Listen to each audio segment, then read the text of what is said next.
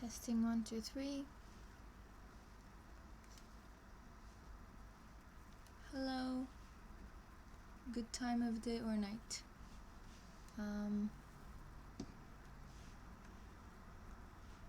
Is there already such a big lag that I can't hear myself again?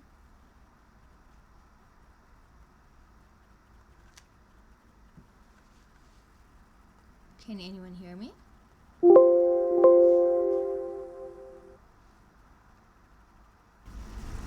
Testing 1, 2, 3. Hello. Hi. So we're here. I wanted to just start off by saying thank you for all of the support that I've received like the past few days. It's really I don't know, shocking. I did not expect it. This community has been really nice to me, so thank you for that. And yeah, I was looking forward to doing this, but I'm very excited to just learn about InfoSec and just be a part of this. Oh, hi! Hello, Lucas, what's up? How's everything? How are you? I was I'm going to start at 12, at the, what do you call it, when the hour, the start of the hour? I don't know. But then I was no, I want to start early if anyone wants to talk, so. How are you? How's everything?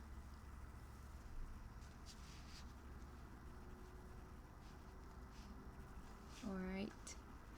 I'm going to start off exactly where we left off. I'm good. I'm really good. Yeah. I'm happy. The only thing that I'm unhappy about is Ramadan is halfway done. Today was day 15. And I'm worried about well, I'm not worried about anything, honestly, but it's selfish, but I'm worried about my streaming schedule, because during Ramadan I'm able to stream at this hour, but I think I can keep it like that if I stream on Thursdays, which I think my current viewers prefer this schedule instead of my other one. I don't know. Ramadan? You're asking what is Ramadan? Ooh, that is interesting. Alright, don't get me started. So I can we can just Google the word Ramadan. Just Ramadan. Yeah. So it's a month, a holy month for Muslims, and I'm Muslim. And oh my god, it's so cute. What does this do? What does this do? Oh, cool. Yeah. Oh, where's the moon? Oh wow, hi. So the month of Ramadan starts when the crescent moon is sighted. We found it. Okay. Oh, that's so cute. Yeah, so it's a month where we fast from sunrise to sunset. No eating, no drinking. And Ramadan is the 9th month of the Islamic calendar, observed by Muslims worldwide as a month of fasting, prayer, reflection, and community. Yeah, and giving, to give to those in need, and to be nice and stuff like that. Yes. So it's the name of the month. And it's halfway, and the Arabic months are with the with the moon. So the moon is currently full moon tonight, so yeah. Okay, let's start learning. I think this wasn't here last time, so I think I don't know if this was here or not, but I think a bunch of stuff is changed on the website, because even here there's go to dashboard. I don't know if it was here or not, but I feel like it wasn't. Yeah, so we left off in I was should I read the community guidelines or not for the Rappers Academy? So that's where we left off. Let's see how interesting guidelines can be. Okay, so code of conduct. Number one, purpose, right? That's the word purpose, right? Or is it? No. Okay. A primary goal of Rappers Academy is to be inclusive to the largest number of contributors with the most varied and diverse backgrounds possible, such as we are committed to providing a friendly, safe, and welcoming environment for all, regardless of gender, sexual orientation, ability, ethnicity, socioeconomic status, and religion, or lack thereof. This code of conduct outlines our expectations for all those who participate in our community, as well as the consequences for an acceptable behavior. We invite all of those who participate in this organization to help us create safe and positive experiences for everyone. Nice. Open citizenship. Supplemental goal of this code of conduct is to increase open citizenship by encouraging participants to recognize and strengthen the relationship between our actions and their effects on our community. Yeah. Communities mirror the societies in which they exist, and positive action is essential to counteract the many forms of inequality and abuse of power that exists in society. Can you read it okay? I think it's okay, right?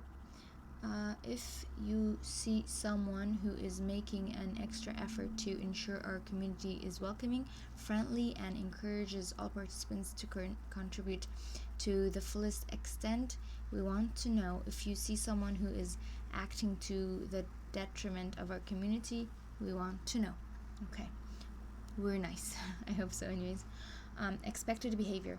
The following behavior are expected and requested of all community members. Participate in an authentic and active way. In doing so, you contribute to the health and longevity of this community. Exercise consideration and respect in your speech and actions. Attempt collaboration before conflict. Refrain from demeaning, discriminatory, or harassing behavior and speech. Be mindful of your surroundings and of your fellow participants. Alert community leaders if you notice a dangerous situation, someone in distress, or violation of this code of conduct, even if they seem inconsequential. Alright. How many are there? So we're in number 4. There are 11. Let's do this. Unacceptable behavior. Guys, do you want me to try something? When there's a wall of text and I know I can't read it, sometimes I have a really hard time, I use a text-to-speech app. So let's see if it's... Oh, by the way, I have it really sped up. So let's not have it be too fast. Do you guys think it's fast? Let's see. I can't hear it yet. Say something. The following behaviors are considered harassment and are unacceptable within our community. It's pretty fast. Okay, let's make it slower. The following behaviors are considered... Okay, let's go to settings. Let's get the speed somewhere and then get the test. Read Aloud is a Chrome and Firefox extension that uses text-to-speech. Okay. Read Aloud is a Chrome and Firefox extension that uses text-to-speech technology to convert web page text to audio. It works on a variety of websites, including news sites, blogs, fanfiction, publications, textbooks, school and course materials. Okay. Let's see. The following behaviors are considered harassment and are unacceptable within our community. Violence, threats of violence, or violent language directed against another person. Sexist, racist, homophobic, transphobic, ableist, or otherwise discriminatory jokes and language. Posting or displaying sexually explicit or violent material. Posting or threatening to post other people's personally identifying information. Doxing. Personal insults, particularly those related to gender, sexual orientation, race, religion, or disability. Inappropriate photography or recording. Inappropriate physical contact. You should have someone's consent before touching them.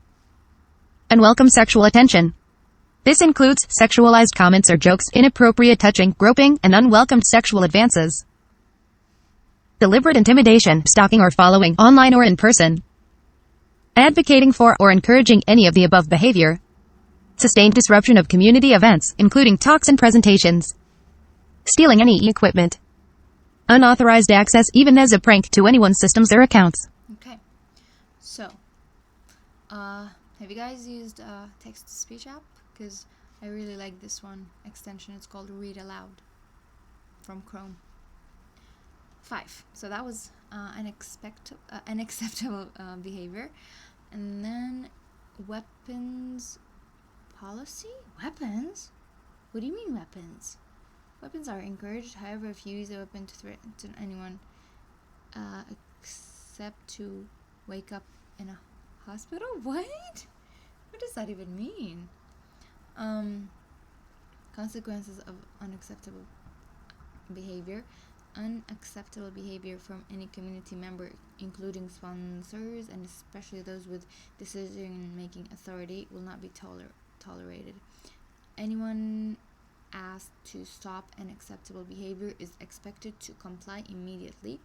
If a community member engages in unacceptable behavior, the community organizers may take any action they deem appropriate, up to and including a temporary ban or permanent expulsion from the community without warning and without refund in the case of a paid event. Okay. Reporting guidelines. If you are subject to or witness an unacceptable behavior or have... Can you guys hear this? I'm sorry if that's very loud. Or have any... Is it loud? Because it feels really loud to my ears. Reporting guidelines. If you are subject... Anyway. Yes. Yeah, if you're subject to or witness unacceptable behavior or have any other concerns, notify a community organizer as soon as possible. All members of the community are expected to report any unacceptable behavior, and if reporting will not stop the behavior in time to avoid a negative outcome, take immediate action. Reports, okay. Additionally, community organizers are available to help community members engage with law enforcement. Oh, wow, okay. Or to otherwise help those experiencing unacceptable behavior feel safe. Please let us know so we can help you. That's nice. Addressing grievances. If you feel you've been falsely or unfairly accused of violating this code of conduct, you should not notify the staff with a concise description of your grievance. Your grievance will be handled in accordance with our existing governing policies. We will work with all parties to ensure the code of conduct is enforced. All decisions made by staff is final. Cool. We expect all community participants, organizers, contributors, paid or otherwise sponsored, and other guests to abide by this code of conduct in all community venues, online and in person, as well as in all one-to-one communications pertaining to community business.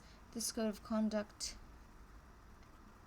and its related procedures will also applies to unacceptable behavior occurring outside the scope of community activities when such behavior has the potential to adversely affect the safety and well-being of community members.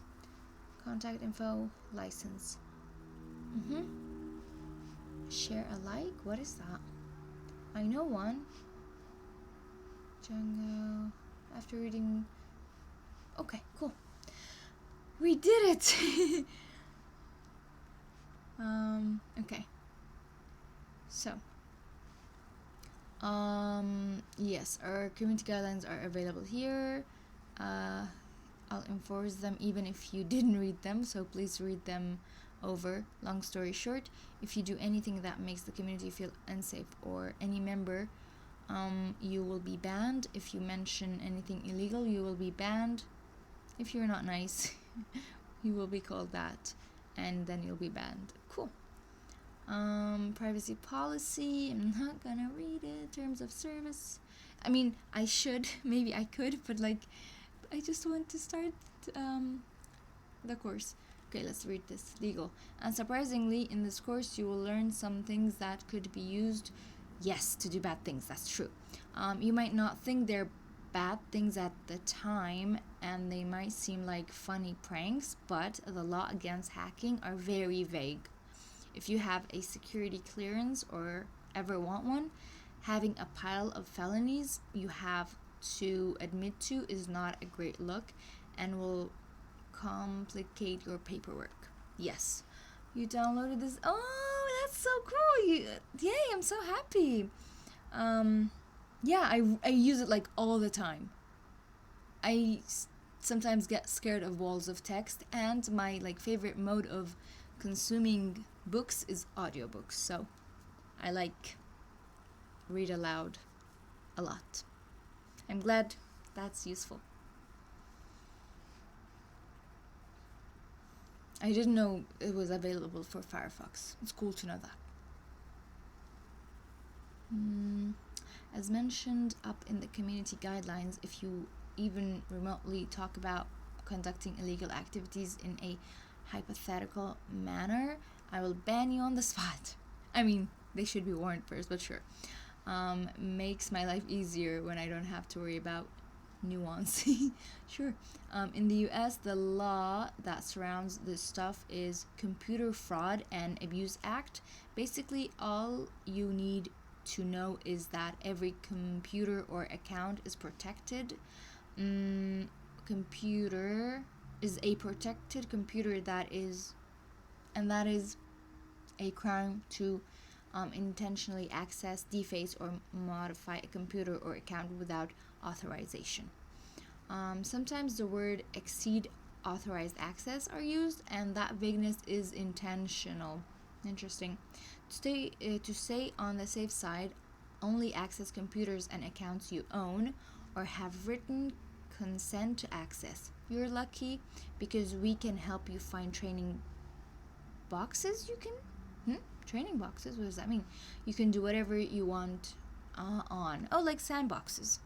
A lot of people don't, and that's where they get in trouble while trying to learn. That's true. It should also be mentioned that copyright law is also a good way to get in trouble. Oh, not to mention that if you see software to pirate on the internet, it is very unlikely that it doesn't contain malware. Okay, just don't steal things. We can almost always get a copy of whatever you want. It just might take some paperwork and some emails. That's cool. So like they can provide stuff, this community. Classification, absolutely nothing on this site is classified in any way whatsoever. Nothing is derived from classified information. Nice. What's next? Submit your group. Earlier I asked you to find fellow students. Has anyone submitted to this? Because like there is in the Slack channel for this course, there is like a channel called Find a Partner. I did not submit to having a partner, because like having a partner to like getting someone to study with, because I consider this stream to be a study group.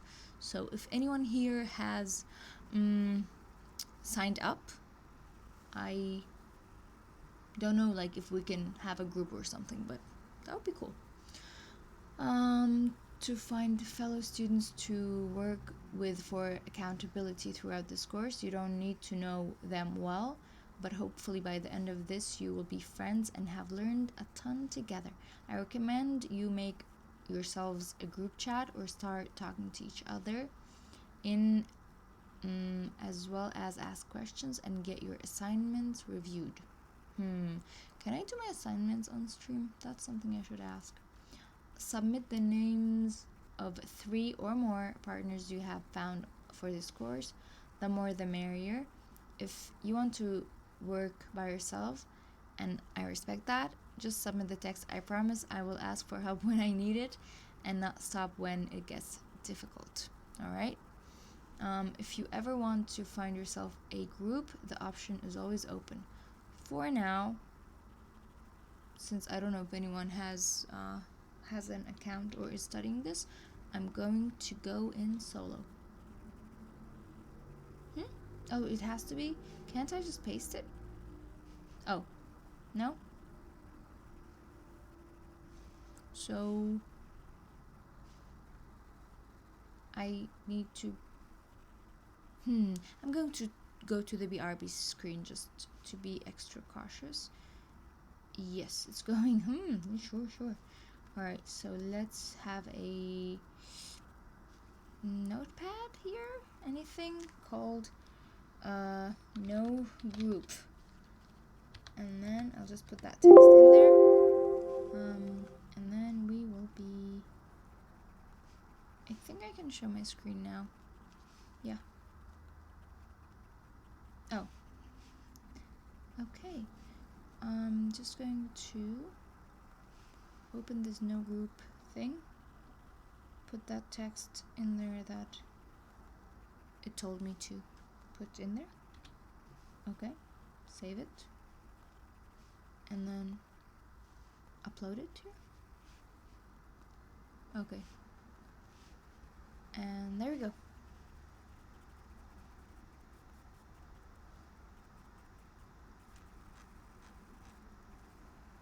Okay. Submit. Your group. Use your group as a resource, but always know you can ask for help in Slack. Yeah, that's true. The Slack is quite active. So that is going to be reviewed. Okay. Little thing on joining us. Once again, please join our Slack. It's where most of the action happens. It's where you ask questions. It's where you can get feedback. We do tech support. One thing I mentioned, choosing a cool name for yourself. I call myself DVNull or DevNull. It's a nerd joke. You'll figure it out later in the course. But choose something cool for yourself. Not too cool. You don't need to be called like Black Raven or something. But if you want to, cool. Happy for you. All right. Other couple other things. We got a Twitter account. That's where I do like most of my marketing. It's an interesting place. You can follow it, like the beating heart of security and computing and all those things that are going on, or you cannot. I kind of sometimes do, sometimes don't. There's not that much value in there on a day-to-day basis, but overall it is really, really good to spend that time, learn, and at least have an idea of things. And then realize it's a silly place and move on with your life. Okay, that's cool. We've got a Facebook. I don't use it. Got a LinkedIn. Don't use it. But hey, follow us on there anyway, right? Because get your numbers up so you can market. I don't know, man. I'm not good at this marketing thing. Same here. Okay. Instant group messaging has been a cultural staple of the internet community since its inception, as it is truly one of the most important functions that global interconnectedness can serve. Slack has become the messaging platform of choice, allowing group collaboration and real-time chat along various plugins and file hosting integration. We use it for many of feedback support as a forum and as our primary instant messaging channel. At some point, we might migrate to a self-hosted server, but for now, Slack is the easiest to work with. I've already joined the Slack, okay? And this is just information that was said in the video. Post a message in Hello World. Already did that. I mean, my introduction is just like, I did that. I think I did that. Because, like, what can I say about myself that isn't... I don't know. Sometimes it feels like I'm flaunting, and sometimes I feel like I don't want to say too much. Because why would I overshare about myself on the internet? Yeah. We use... Yes. Yeah, it's a pretty nice place. Twitter is also a place. And then I already follow them. Yes, Facebook, I don't have it for this, for this, and then I don't have a LinkedIn for this. I just have personal ones. On a scale of 0 to 10, how likely is it, by the way, that you would recommend this introductory section to a friend or a colleague? I think I'll be able to have polls in the near future, so I feel like as we go on I can ask you guys stuff. I mean, I could still like use third-party polls where like you'd have to open another thing, but I don't know how like the integrated polls work for Twitch. That would be fun to see. How likely is it that I would recommend this, the introduction? Oh, it's really cool. Like, it's both a bit technical and not, so for now it's a 9. I'm very likely to but like I would, it's good. Oh, I have to write something. What would I change about it? Nothing, honestly. Like, I don't have a problem with it.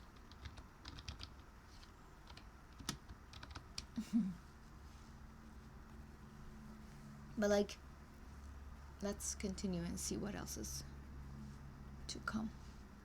2 more questions we have.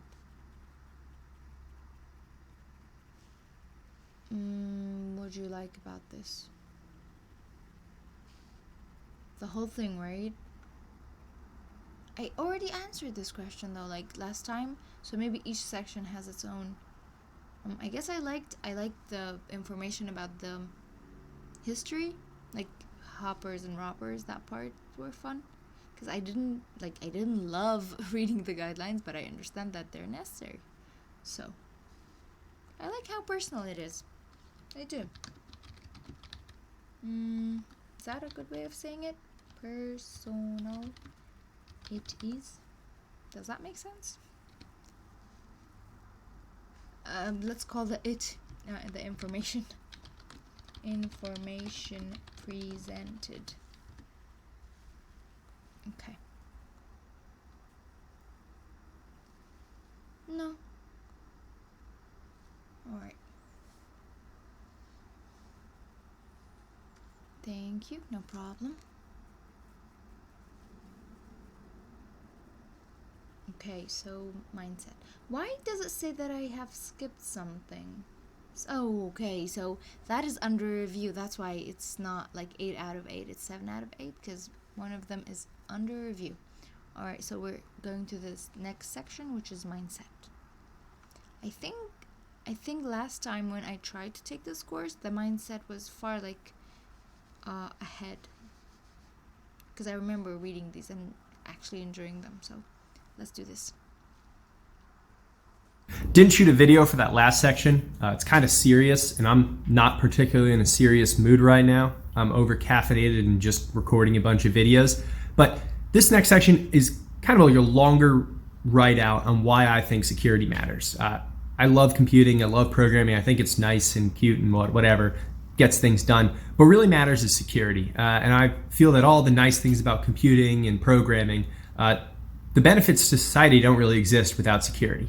So this is kind of my motivational speech about why security matters, why you should be real hype about learning it, and why you should want to be in the security field.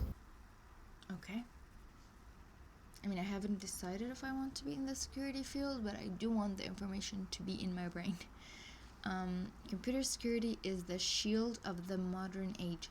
Without the constant battle on the front line between the people who want to see technology used for good and the people who want to see it, who want to use it for their own gain, or worse, to limit the rights and freedom of others, the progress that occurs in the real world because of technology would be dramatically slowed. Yes, so without the fight for and against things, progress is slower. I mean, depends, honestly. During war times, sometimes technology like rapidly evolves, even like computers. And but like if you let people rest and be creative, technology also evolves. But like I don't think we allow ourselves that. Okay. Security allows trust in technology, which leads to adoption, which leads to progress in one direction or another.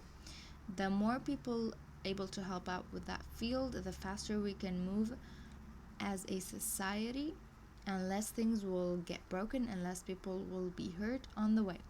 That is why this site exists. And hopefully, if you're here for the right reasons, you'll be able to jump into the fight with the tools you need to succeed. Cool. This course is designed to give you the mindset and fundamental skills necessary to be successful in the information security field. If you already have some experience, great. I don't. I mean, I have experience in programming, but not security, information security. But we do not assume any prior knowledge of security or even information technology in general. At the end of this, you may not be a guru. A reminder, nobody knows everything. True. But you should have the mental models and base knowledge to use the Linux operating system, install new programs, and be equipped to find and understand information you need to learn even more.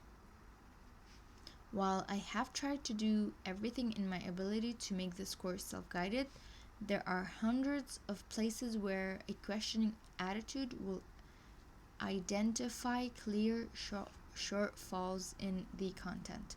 Some of these are intentional, most of them are not. Your questions and feedback will guide the development of this course so that it can be the best resource possible. Yes. Yeah. It's nice to, like, I hope that I can, while taking this, if I see anything that needs improving, I'll take note, and because like the goal is to make this be the best version of itself. Alright, surrounding this site is a community to help you provide guidance as you move along. This community grows with each student who signs up, and our mentors will be there every step of the way to answer questions, explain difficult concepts, and talk about anything to help you along the way. Make sure to take full advantage of Slack so that we can all be part of this together. Cool. Continue. Let me check if I have any messages on Slack, because it keeps talking about Slack and I'm like, I doubt. Yeah, alright. Mindset, alright. Mindset section. The mindset section might be a little boring. I'm sorry. I think it's really important. So the idea is that we are talking about how to learn, why to learn, what to learn, I guess. And we don't need you going out there and just learning little bits of things, forgetting it, or learning things without knowing why it's important, or just blindly trusting this man wearing a Hawaiian shirt. So this is kind of about the mindset we're trying to develop, and more importantly, the hacker mentality, how you can approach problems, how you can solve problems, and how you can apply that to your job, your real life, your schoolwork, basically anything. It's how to think in a way that's very productive. As I said, there's a lot of words in here. If you wind up hating me because there's too many words, cool, I'm sorry. Just click the complete and continue button. I'm not gonna hold it against you, but I think you're missing out on some interesting things. Okay. Oh, another video. There are hundreds, maybe even thousands of resources on the subject of starting an InfoSec career. He's even wrote one.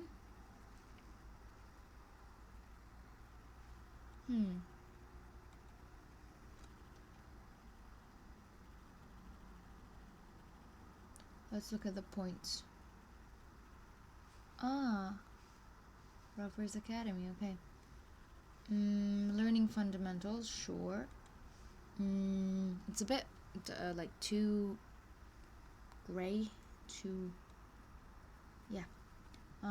Learning networking, and then attaining enough technical knowledge to be dangerous. Build a home lab. And then talking about virtual machines. Get very good at Python. Cool. I am okay at Python. And then do write-ups as you go. That's cool. That's basically the notes that are in the website as well. Okay.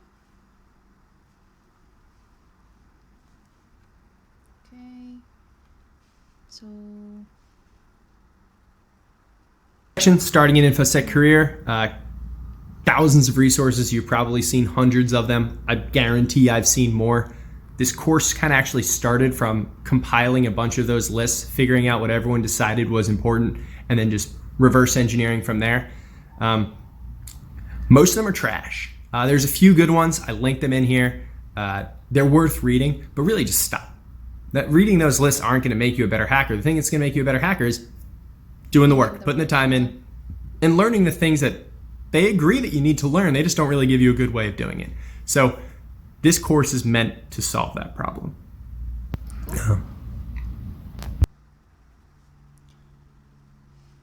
There are even more on what it takes to be a hacker, how to get a job, what to learn, where to learn, and how to learn it. In my opinion, if a new student is pointed at a list of resources, I've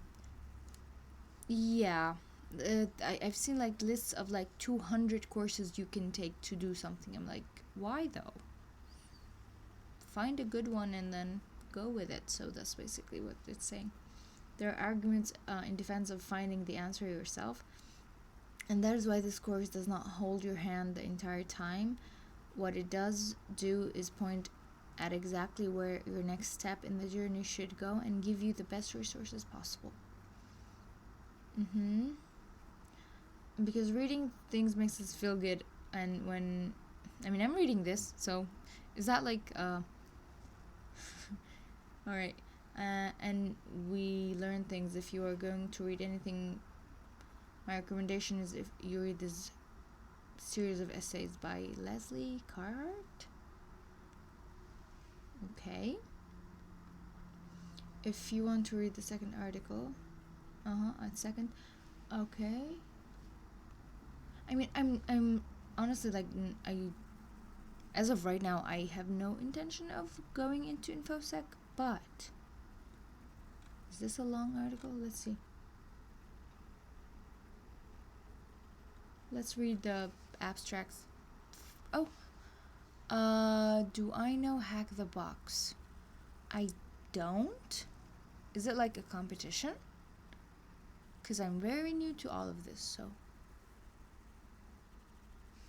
Can I Google it?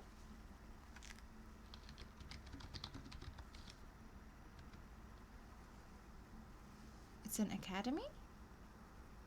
Like how Rappers Academy is a place to learn?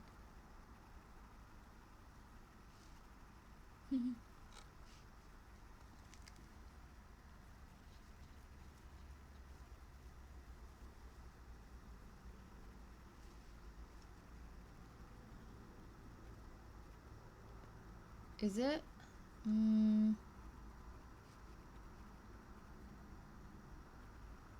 Is it? It's a platform. Oh, okay, that's cool. Platform for capture the flag. Okay, we'll get to it when we get to it. Right now, I'm too scared to look at it. Competitions as well. That's cool.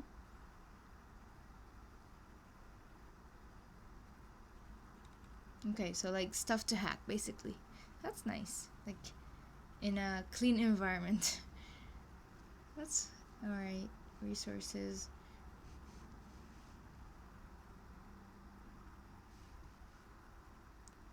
Like right now I have nothing to start with, so I'm going to continuously take the course, and then when I feel comfortable, I would like to take like these competitions and try them. Why not? But not yet. I don't feel there yet. Like even the Kickstart Google competition, like I felt ready to take that, but I don't feel ready for this. And like I don't mind getting 0, but like just to know where to start, that part. Oh yeah, so I was looking at that. Okay. Even once a person realizes he or she has a passion for information security, moving in the field can seem a daunting task. The education market is oversaturated with degrees, certifications, and training programs. Meanwhile, many prominent hackers mock those programs publicly. Although I've touched on security education and training quite a bit, I'm continually asked to provide a resource for people who are trying to transition from school or other fields into information security roles. I start recently there. I configured WSL in my Windows so I can boot Kali Linux in my Windows. Okay. Cool. That's cool. You're like bunch of steps ahead of me. That's amazing.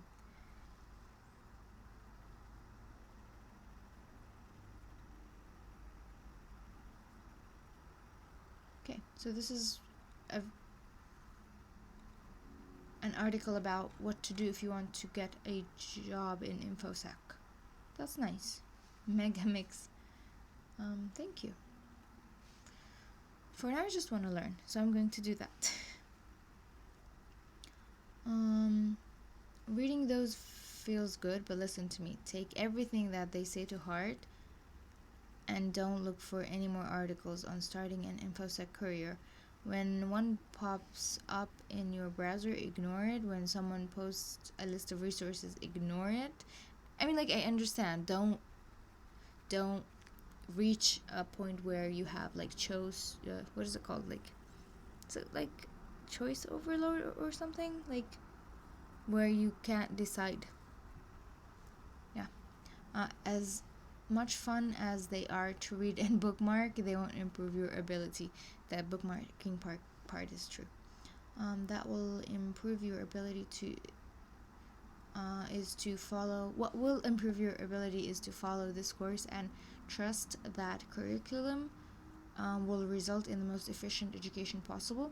Once you're done with this course, read whatever you want. That's true. I mean, it's like don't multitask, but I always multitask. Okay. This is me beating a dead horse again. This stuff is hard. A couple funny diagrams in there. Thinking about adding a little bit more, but basically, you right now have no idea how much you don't know. True. I've been doing this for a very long time now, for my advanced 26 years of age. And the amount that I thought I knew in middle school, in terms of the total percentage of knowledge that there was about security, I missed it. I was off by a bit. At this point, I have a pretty solid idea of how much I don't know. And even then, every once in a while, you'll poke the wrong thing and your entire mind picture will unravel, and then whatever, back to square zero, and you've got a whole new field to explore. That's a good thing. That's a fun thing. You're going to get to choose where you go next. That's the whole point of it, right? So it's fun. Just because it's hard doesn't mean that it's impossible. It's just like something else to deal with. Okay. So yeah, beating a dead horse. Were any horses hurt in the making of this? But I want to make sure that you won't be surprised. There's an idea out there known as effort shock. I have not heard of that. Popularized by an article titled "How the Karate Kid Ruined the Entire World." If that sounds interesting to you, read it. Not yet. But to summarize, the most things worth doing take a very long time to get good at. Sure. What good is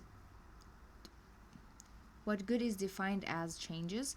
but I don't want you to be surprised at the amount of time it will take before you feel like you know what's going on. So I guess the Karate Kid is like you'll get good at something very fast, and that's the part that ruins the entire world.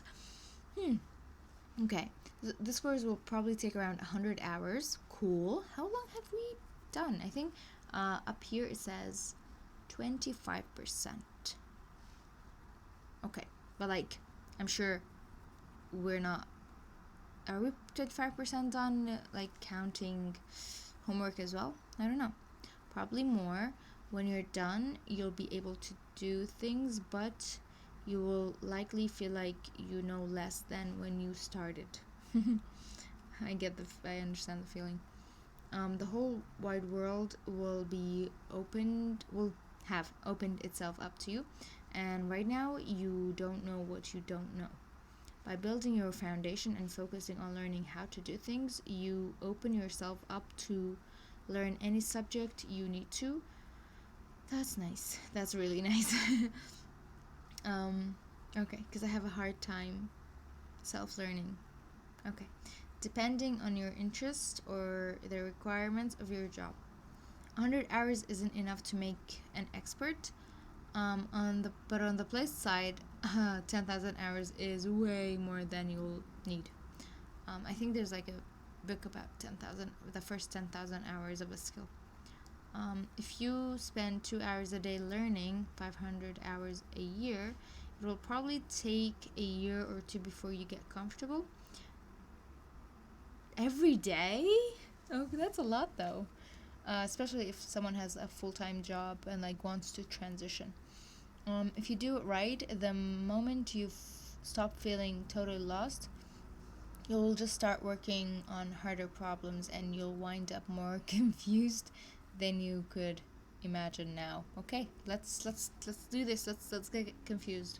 I've seen this actually, like knowledge and the levels. Beginner, hazard, expert. Oh wow. Okay. The I know nothing phase, that's where I am. And then as we pass from here to here, the I'm an expert phase. How much I think I know, how much more I realize there's to know, how much I actually know, and then the I know nothing phase. So the beginner and the expert are the same people. That's what I'm learning here. Cool. The most important skill you will learn is how to use all of your resources effectively to solve problems you've never seen before, whether that is your notes, classmates, teachers, reference pages, or Google. Mostly Google. Being able to do things with computers is a long-term process of reinforcing and building on the basic knowledge we will teach you in this course. Cool. And it will never end until you decide the computers have won. What does that mean? Is that like singularity?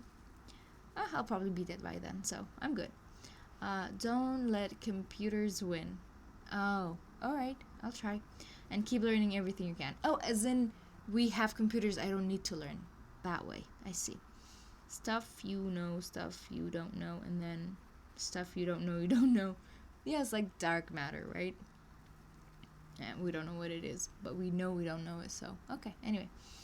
To help learn, I really recommend posting, there's a Find a Partner channel on Slack, so I have not posted anything there. Okay. Hacker attitude. Let's look at this.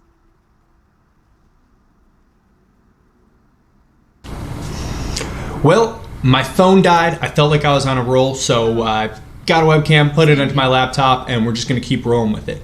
So we were at the Hacker Attitude, and I have a pretty long document in there that I wrote up because basically there's something called the Hacker How-To. It's kind of an iconic document, really, written by a pioneer of the open source movement who just happens to be a bad person. And so I was just thinking like, hey, I'm someone who's making a course for beginners to get into hacking, teaching them how to. There should be a document out there that's written by someone who isn't a bad person, and also like that document was written for other hackers to show how good of a hacker he was. My version is a little bit more meant for beginners because that's what it's for. It's not spouting random ideas and just saying like this is the ideal that we should all be living up to. It's no, this is something that can be useful for you as a beginner. This is a document meant for beginners. It's meant to give you an idea of what expectations are and also how you can meet those expectations, exceed them, and continue the proud traditions of hacking as a good person. Let's try it and be good and nice. Assignment. All right, let's see. There's an assignment here. Oh, summarize why you feel the hacker attitude is useful. Okay, so that's the assignment. So while reading, let's make sure we take notes. But what is this? Something to download? And then submit? It's called HAL, right? As in HAL from the Space Odyssey? Is that the movie? Okay.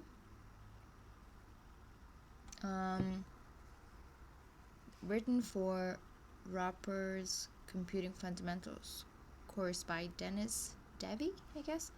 How to be a hacker.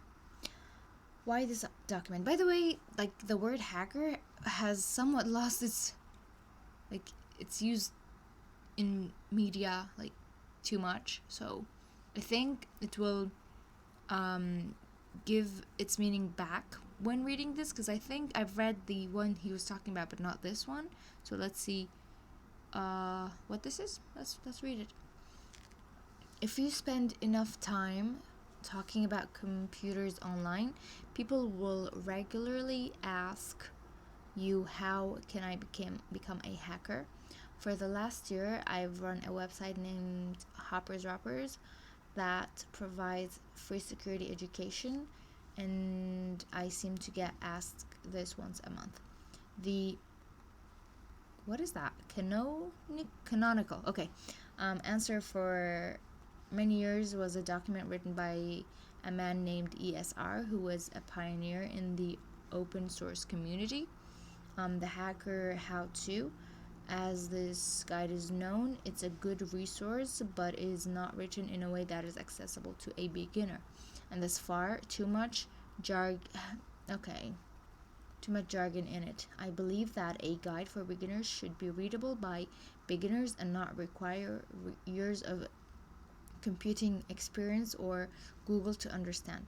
Also, ESR is not a nice person. I don't know them, and I don't like having new students' first interaction with the hacker community to be a not nice person. Thus, I wrote my own. What is a hacker? The internet is filled with definitions of the word hacker, but there are only two that matter. As defined by the Internet Users Glossary, there is such a thing? Okay. A hacker is a person... I can't not click this. I have to. Whoa. Is this like a paper? 93. Okay. Network working group. What is this?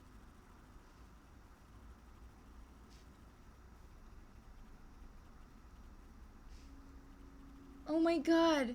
Can you see this? The smiley face is right?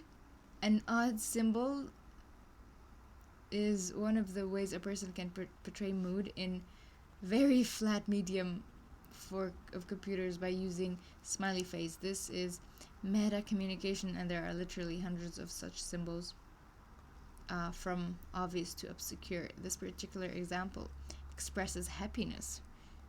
Don't see it? Tilt your head to the left 90 degrees. Smiles are also used to denote, sarcasm. That's true. Because I was like, are you sure it's happiness? Because it depends. This is really cool. Okay. Whoa. Alright, I'll stop looking at it, but that's really cool. It seems to be a paper. But where and from what? See, it has abstract, it has acknowledgement, references. Cool. Okay. That was cool. A hacker is a person who person who delights in having an intimate understanding of the internal workings of a system, computers and computer networks in particular. This word originated with some folk at MIT and spread throughout the earliest group of people hooked up to what would eventually become the internet. Rather than operating at the surface level of a system, a hacker gets deep inside it, pokes and prods it, figures out how it works, and then figures out how to make the system do something with that knowledge. The vast majority of people who identify as hackers are skilled programmers, especially ones who work on open source projects. But hacking does not only apply to computers and networks and code, but also things like life hacks or hacking government policy. What makes something hacking is up to you and the people you are sharing your hacks with. For this course, we focus on building the skills and mentality required to hack with, in, on, and around computers. But you'll also find yourself looking at the world through different eyes. That's nice. I hope so, because I think Bill Gates says teach programming because it will change your way of thinking, or like learn programming, teach or learn, whatever. But why do I have these ones opened? Okay. So yes, this probably changes our way of thinking as well. The other definition for hacker, and the most popularly used one, is people who break into computers. At one point, there was a battle of control of the word hacker, and the hackers who build things wanted the people who break things named crackers. Yeah, I actually like that, because I learned that here first. Well, the builders lost, and now 99% of the time when you hear the word hacker, it's about InfoSec. Luckily, Rappers is here to teach you how to be both. Oh, it's not even saying like how to be a nice hacker. It's like how to be both. No worries. With focus on having the right attitude. Good. And strong sense of ethics. Nice. At Rappers, we try to bridge the line between the hacker community and the InfoSec community. You get to be the judge of how well we do it. The hacker attitude: the world is full of fascinating problems waiting to be solved. No problem should ever be solved twice. Ooh, that's cool. Boredom and drudgery are evil. Freedom is good. Attitude is no substance for competence. I don't know what that means. Okay. Hackers build things and occasionally break things, and sometimes build things to break things. That's fun. There is no universal set of agreed upon rules that hackers follow, but the hacker attitude is a good starting point. As I like to say, any framework is better than no framework at all. So the world is full of... Oh, okay, so we're actually going through each of them. That's why I was like, I don't understand what it's saying, but let's see if we will. The defining aspect of being a hacker is that when a problem is identified in a system, whether it is a computer or in society, because anything can be a system, a hacker will try to solve it by learning the system and applying that knowledge. Hackers have a bias for action and a bias toward learning. There's no expectation that a hacker knows the answer when they look at a problem for the first time, but rather that they will methodically work through it using the knowledge and skills they have. From the hacker how-to, you also have to develop a kind of faith in your own learning capacity, a belief that even though you may not know all of what you need to solve a problem, if you tackle just a piece of it and learn from that, you will learn enough to solve the next piece, and so on until you're done. That's cool. Number 2, no problem should ever have to be solved twice. Okay, it's like don't make the same mistake twice, but like hacker version.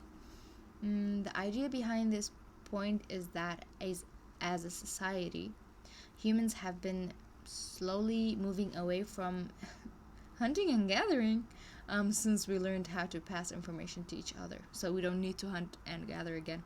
As knowledge was created, it was shared and passed to improve the lives of others. In modern times, hackers get to sit on computers in air-conditioned rooms and work on solving problems that their ancestors would not have dreamed of. That is true. As we believe that progress of humanity is important, we solve a problem or create new information. A hacker believes... Sorry, why did I just lose my train of thought? Okay, let me try to start again. As we believe that the progress of humanity is important, when we solve a problem or create new information, a hacker believes there is somewhat of a moral obligation to share the progress they have made with the widest audience possible. Okay, so just sharing information. By solving problems shared by other people, and especially other hackers, you free them up to work on new and even more exciting problems. Open source software lies at the heart of the modern world, having been created and largely given away by hackers. By solving a problem shared by society, you free others from worrying about that problem. That's true. By solving a problem shared by other hackers, you free them to work on other problems. But the problem with solving problems is that there are more problems waiting for us. Okay. No problem should so the thing is like share. If a problem has been solved, share it so that other people don't have to solve it. They can move on to other things. That's what it says. Got it. No problem should ever have to be solved twice. Does not mean there is no reason to re-implement something or do it slightly better. If someone wants to write a better email client, they certainly can and should, as it will make the entire ecosystem better. What is a concern to the hacker is artificial barriers to progress, usually built by bureaucracy or the pursuit of money, especially closed source code. Okay, it is important to note that there is no expectation you give all the software or information you create away, but there is hope that a hacker will enable others to modify what they have created so that it provides the maximum benefit to as many people as possible, rather than maximizing profit. Benefit over profit. Okay, I mean, my work, I work for money, so but I like research, and I like open source, like even in academia. Like if you create a tool, it should be open source, but like, yeah. So in that sense, I think, like, I understand, but in the sense of working, I work for money. So anyway, yeah, but also I like sharing knowledge. So anyway, I'm not like there yet to say, but yes. Okay. Number 3, boredom and drudgery are evil. Along the same lines as before, hackers hate doing boring and repetitive work. This is for the most part true for all people, but we have to sometimes. This world is full of fascinating problems, and the more people tied up doing drudge work, the fewer people there will be out there making the world a better place. I mean, someone has to do like the data entry and everything, so along with sharing solutions to problems, but they can be automated, so I understand what it's saying. Along with sharing solutions to problems, hackers believe in automating. See? I was there. Like, I got there before this. Hackers believe in automating the boring stuff so that everybody, but especially other hackers, are free to work on what they want. That would be a nice world to live in. Number 4, freedom is good. Okay. This can also be rephrased as authoritarianism is bad. Freedom for a hacker is being able to fix the problem they're most interested in fixing. Authoritarians do not allow the freedom to solve problems by creating rules and situations that cannot be worked around legally. When a system forces you to break the law or the rules to solve a problem, that system has become the problem. I mean, I'd like there to be an example, but sure. While hackers are anti-authoritarian, that does not mean they are anarchists. Though plenty are. All forms of authority have trade-offs, and hackers work between the lines solving problems. But again, when a system doesn't allow a hacker to solve a problem due to censorship, what is that? Secrecy? Or coercion? Wait, no, that's not what it is. Coercion? No? Oh god, I need to check Google. I don't know what that word is. Oh god. Coercion. Oh, it is. Coercion? Can it not be British? Anyway, force. Okay. It has become the problem. Okay. Systems that limit or censor are not nice, I see. Number 5, attitude is no substance for competence. Let's see what that means, because I don't understand what it means, but let's see. As you are just starting this journey, nobody is judging you for not knowing things, especially not here at Rappers. Questions are expected, and you should spend more time confused than confident of what is going on. That is very nice to hear. Our site exists to teach you, and more importantly, to guide you through this uncertainty as you take your first steps. Some places in tech refer to themselves as a meritocracy, where individuals are judged based on what they can do technically. This is problematic because I read that wrong. Meritocracy reflects and exacerbates pre-existing social inequalities, which in this case manifests as the amount of time spent exposed to and working with computers. Assuming competence is a function of how much time a hacker puts in, the person who has been able to spend the most time will be judged to be better in a system based on merit. Okay, I promise you that if you put the time in, have the right attitude, and keep on pushing through, competency will follow. Soon you will have what it takes to hold your own with anyone, anywhere. Competence is the end goal, but the only thing that counts as rappers is having a positive attitude and willingness to learn. Okay, I have imposter syndrome, so is that good? Basic hacking skills: learn how to program, learn Linux, learn how to use the World Wide Web and build a website, learn to write effectively. I struggled with the last part. Okay. Okay. I've been really using my voice for, how long have I been streaming? 1 hour and 12 minutes. My voice feels tired. Let me just have something to drink and see if I can continue.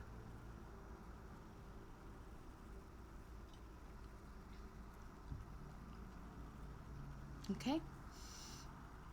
I like to finish this. Let's use the text-to-speech for this paragraph and see how it goes. We just went over the hacker attitude and ended with arguably the most important for future success: attitude is no substitute for competence. There is a near infinite amount of tools and technologies that a technical person can learn, and we only have so much time, but here we identify the most important parts of the toolkit. Each of these items is taught in our introductory computing fundamentals course. We can't make you a hacker, but we'll point you in the right direction. Okay. Learn how to program. Hackers must be programmers. Okay, I got that down. The ability to turn thoughts into code and code into programs and then distribute those programs around the world is the most powerful thing that humans have ever had access to. When you start out, you will be writing basic scripts and programs that have been written 1,000 times over. For example, hello world. But this is what you must build off of. What you will be able to accomplish will be based on your strengths as a programmer, and success will require a strong foundation. While there are many languages, the best language for a beginner to learn is Python. I mean, the worst part about Python is the indentation and the lack of curly braces. As a person who, I can say, well, I started out with C++, but like who uses C# a lot. I like Python and I've used it, so I don't have a problem with it, but visually I like C# more. It is clean, simple, and shockingly effective. It is, that's true. It is not a toy to learn, but a fully featured program language that is used by many of the largest companies in the world. There are piles of documentation and learning material, and you will be skilled in it by the end of this course. That's cool. Yeah, my skill in Python is like okay, and I can Google the stuff that I want to use. The more time you spend around computers, the more languages you will find yourself exposed to. The next language you should learn, and this site will teach you, is C. Just C. Only C. Software written in C is the backbone of the internet. We actually we were reviewing C, like exploits, I guess, just like security related stuff, in a course that I was taking called cybersecurity. Like, so maybe I've heard of some of this stuff, but honestly I don't remember much, and I remember not understanding much, so I hope that's not the case here. And is known for its efficiency and speed, along with its complexity. There are always trade-offs when you pick a language, but if you know Python and C, you have the base you need to learn for any other language, except for R. I mean, R is close, but like not as close, because like the jump from C# to Java for me was not hard, but like even C# to Python was fairly, like, the foundations were the same, but then hello, I talk a lot, so hi. Sorry, but anyway, Lars Viljam, is that how I should say your name? Hello robot. Wait, the robot is surprised? Why? Are you surprised that I'm being mean to Python? Because I like Python. Oh, why did I do BRB? I'm reading this how to be a hacker document article. It's like, it sounds very superficial, but it's not. It's like, it, in my head, in my mind, it reinvented the word hacker for me when I was reading it. So yes, eventually you will get, please continue talking if you'd like. I would love to talk to you, but in the meantime I will be reading this document. Eventually you'll get to where you can learn a new language by taking the manual and using it to adapt the programming mindset you have developed to a new syntax and style, but no rush. Okay, again, R is not easy. I'm trying to learn R for work, so true programming ability is not something that is learned from textbooks, but from reading and writing thousands and thousands lines of code. I'm guessing they should be different, not the same line. Once again, it is going to take a lot of work, but this course will point you in the right direction. First, you will learn Python 2, and then you will program for the rest of the course in Python 3. using the manual as a reference for the new syntax. You will do a variety of projects using modern development practices and end with a capstone that will challenge your skills. Cool. Okay, learn Linux. Something I have not done, but like I know the basics of the basics of the basics, like very little. First, in a nod to the hackers of old, appreciate that we have personal computers. Okay, take a minute to appreciate that we have personal computers, as they had to work on shared machines the size of cars or larger, like the size of a wall. Those early hackers worked with a series of operating systems, but the one that became dominant has stood the test of time was named Unix. There are a variety of operating systems in the world: Windows, OS X, some mobile OSs, and many Unix variants. Windows and OS X aren't open source, which makes hacking on them difficult, while Unix variants are loved by hackers for their free and open source nature. Of the Unix-like operating systems, Unix is dominant, and of Linux variant, Ubuntu. Oh, wow, I just forgot. I swear to God, it's not the first time I'm looking at this. Ubuntu is that how everybody reads it? Or is this like my very localized way of pronouncing it? Let's check. Pronunciation, because that's what matters, not learning about it. Just pronunciation. Whatever language. Google, give me something. Ubuntu, is it? Or Ubuntu. oh my god, that sounds so... Let's try American. Ubuntu? Ubuntu. Ubuntu. What? That's what I'm saying. Okay. Cool. Yeah, most popular and easy to use for beginners.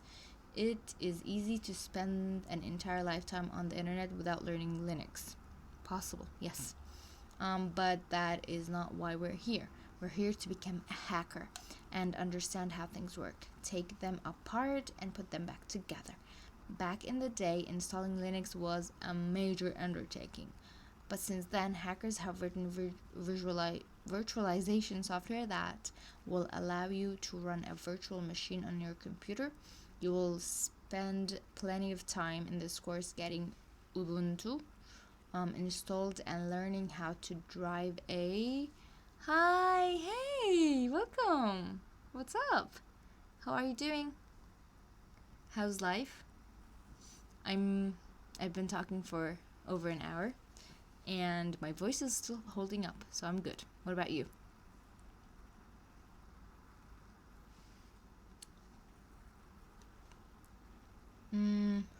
I was like, how do I convey the fact that I like talking to you guys in chat, but also I'm reading this, and I don't mind being, what's the word? Like, I don't mind the distraction of talking to you guys, so please say whatever you like, and I'll read this in the meantime.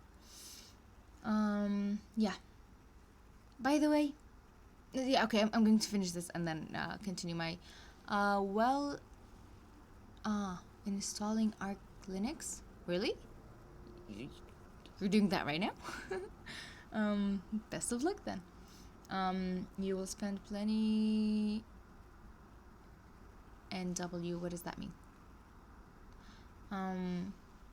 You'll spend plenty of time in the course getting Ubuntu installed and learning how to drive a Linux system. How to drive, that's a funny word. But in my opinion, this is your most important step towards becoming comfortable with new unfamiliar technologies. Okay, so I'm going to get to my by the way. By the way, I would really like to work on like, is it called a VTuber? Because like, I don't know, but like a character that moves with me.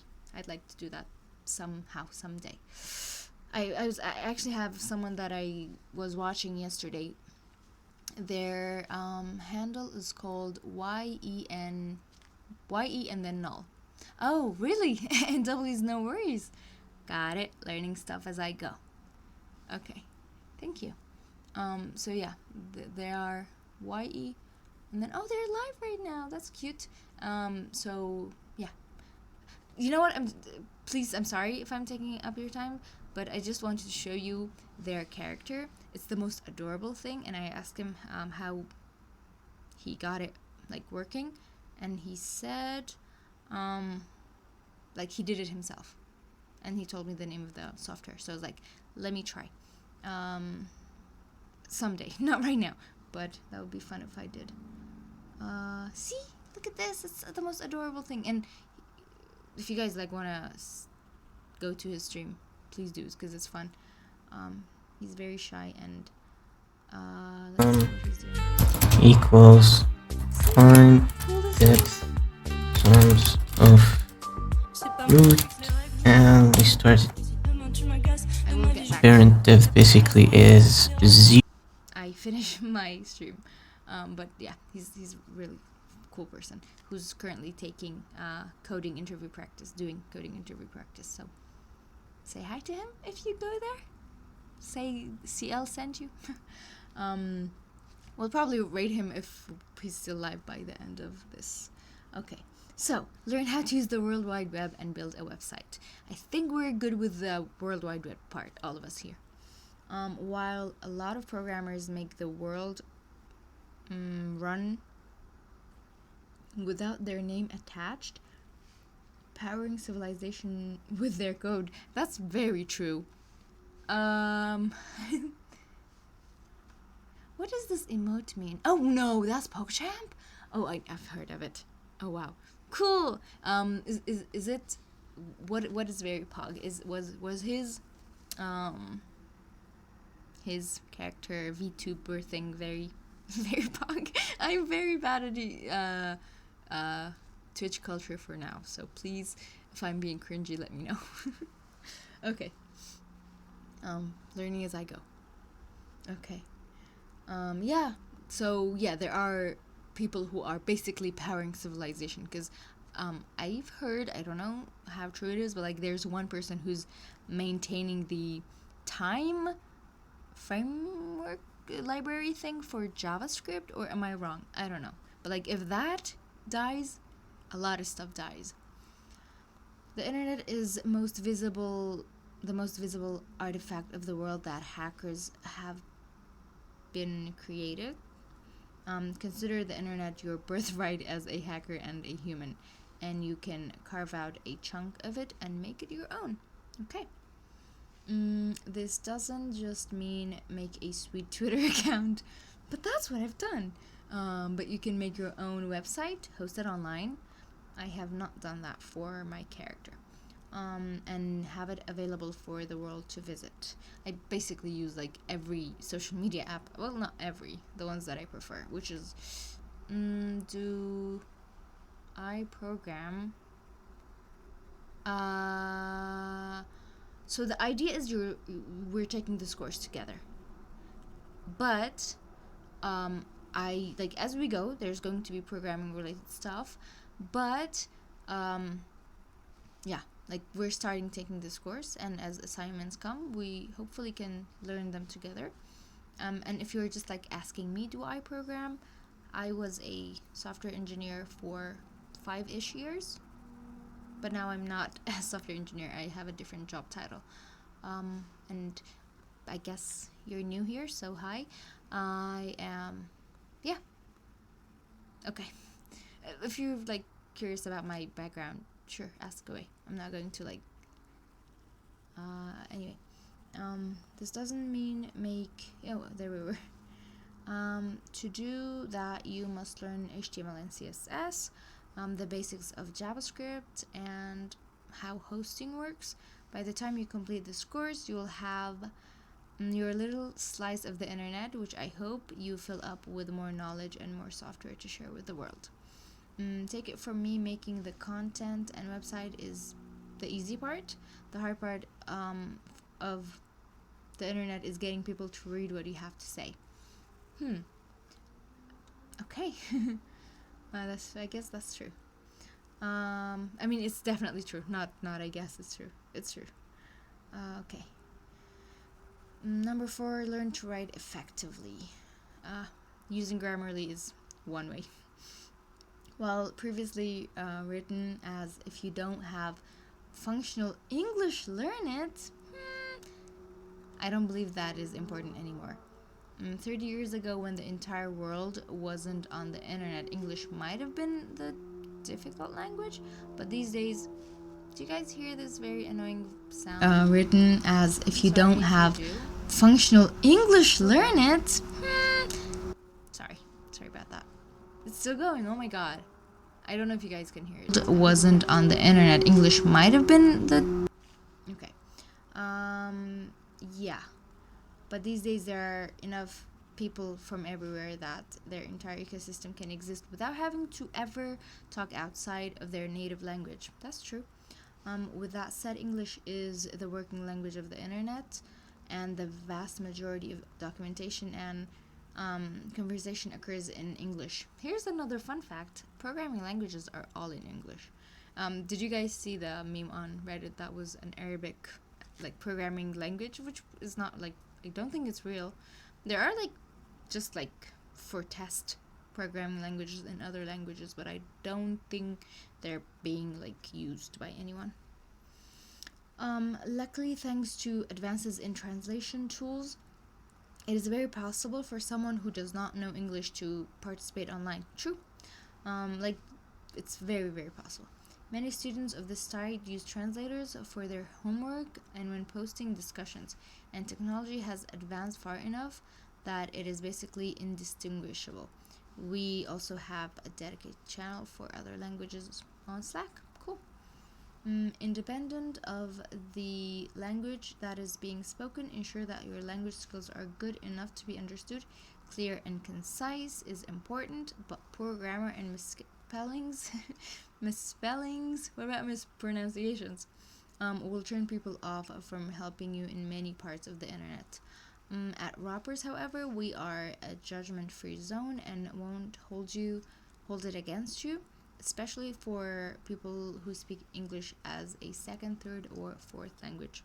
I guess for me it should be a third language, but it's a second language for me. Frequently asked questions. When do you have to start? Is it too late? How long will it take me to learn to hack? Would you help me crack?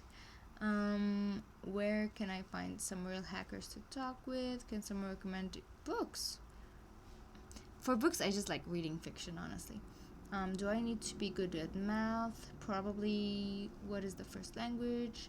I'm going to skip those frequently asked questions and just go back here. Okay, that was a long read. So what is this assignment? Hacker attitude number 1. So summarize just one sentence. Okay. Alright, so this is a txt file that I should probably download. Why didn't it download? It did not. Okay, I'll just put it in a notepad, which is my editor of choice as of right now. And I can't save this, can I? Wait, I can save this. Let's go to BRB and just save this for a second. We are saving it here. And then we're going to open it and then update it to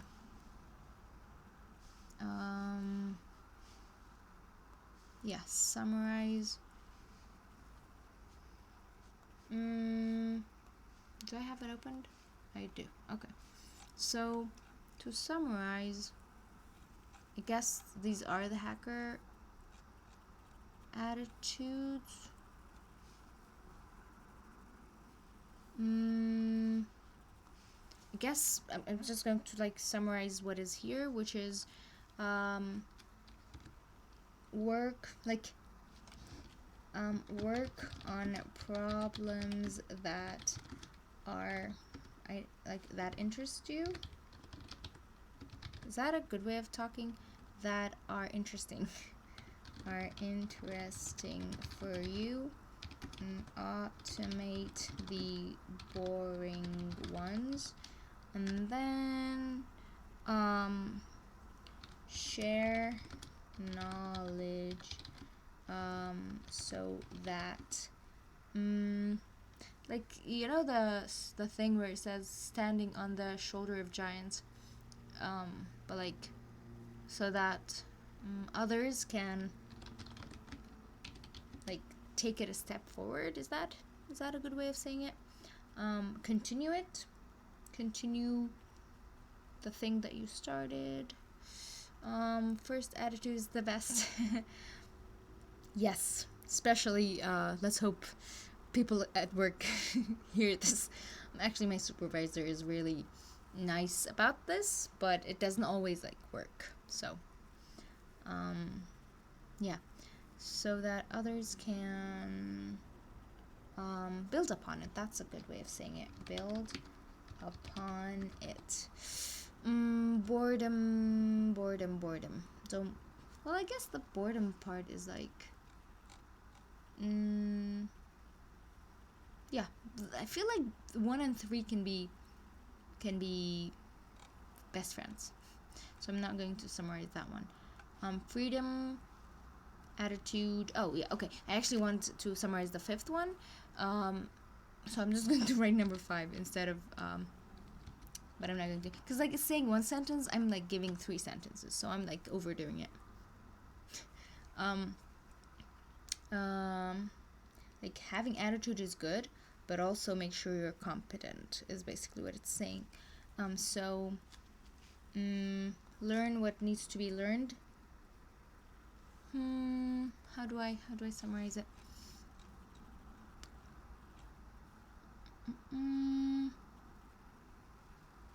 Yes.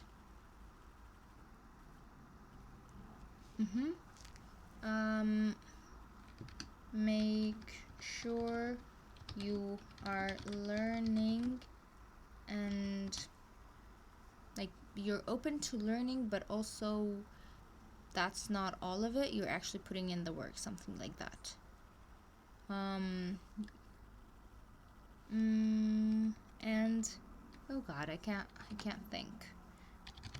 Okay. Someone help. This is a group study. Do your part of the bargain. Okay. So I guess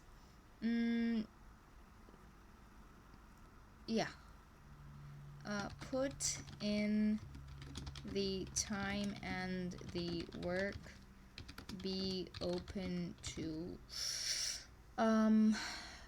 yeah, I'm going to steal this word. Be have the willingness to learn, something like that.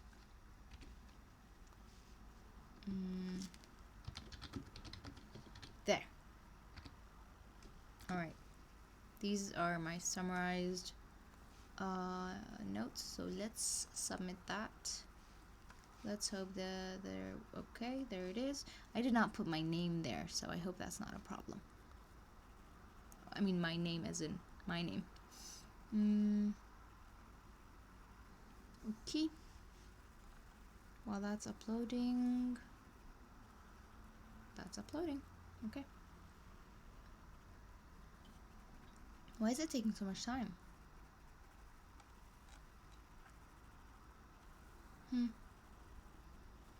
So I was hoping,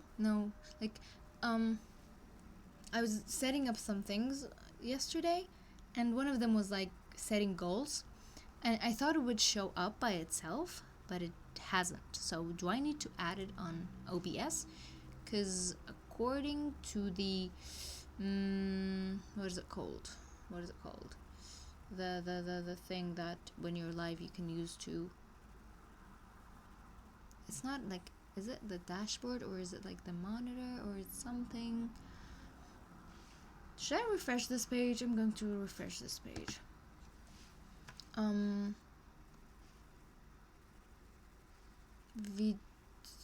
Where should we go? Stream Manager. Yes, it's what just happened? It said that it will show up on its own, without me having to put something there, but it hasn't showed up. So let's try and see if there's a way that I can get it to show up. Mm.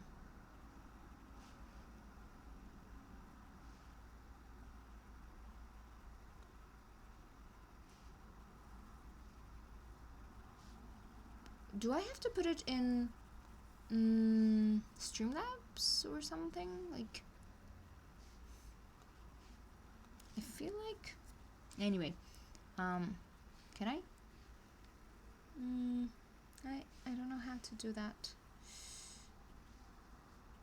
Like, I have set the goal, but I don't know how to show it. Oh, yay! Submit assignment. There we go.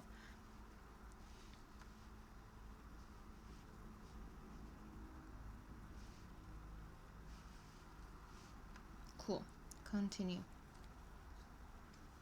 Where are we? Okay, let's listen to this.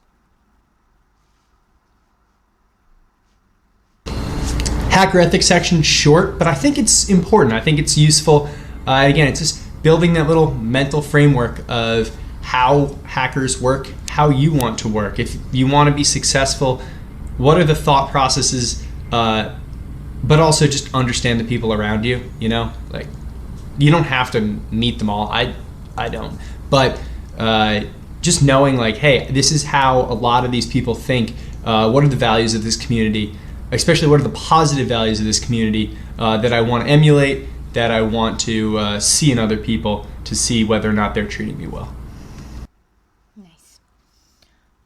Similar to hacker attitude, something named hacker ethic came from the famous book Hackers, Heroes of Computer Revolution. I have this book, right? Is it the book by that like has Alan Turing on the, well, like there are probably different is it? Maybe I'm confusing it with something else, but I feel like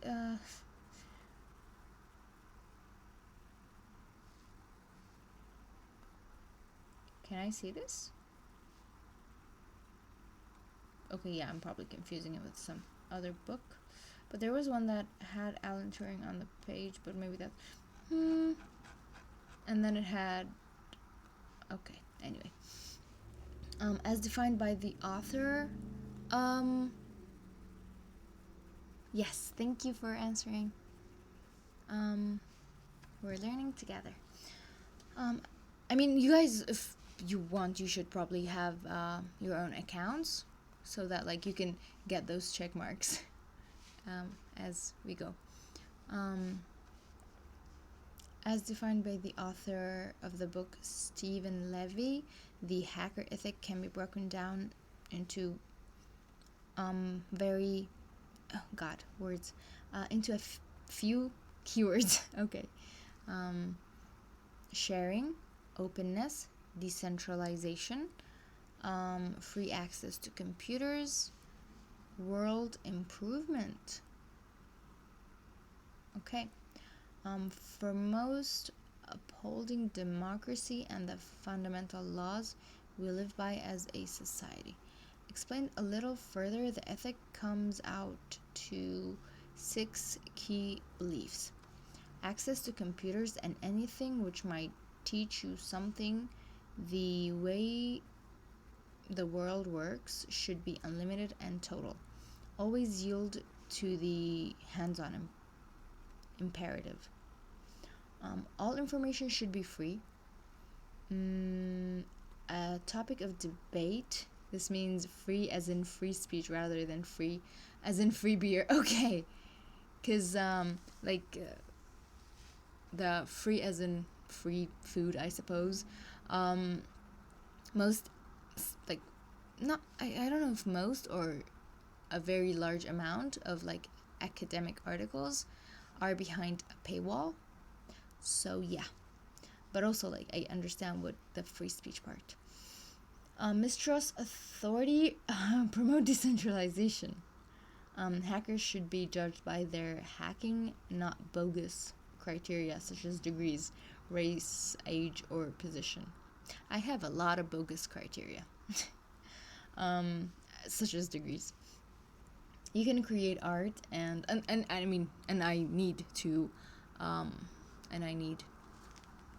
take this course because I feel like my bogus criteria is not doing me justice. Okay, so you can create art and beauty on a computer. The concept of hack value is doing something that is worth doing because of the playful cleverness required. Number 6, computers can change your life for the better. Yes, maybe.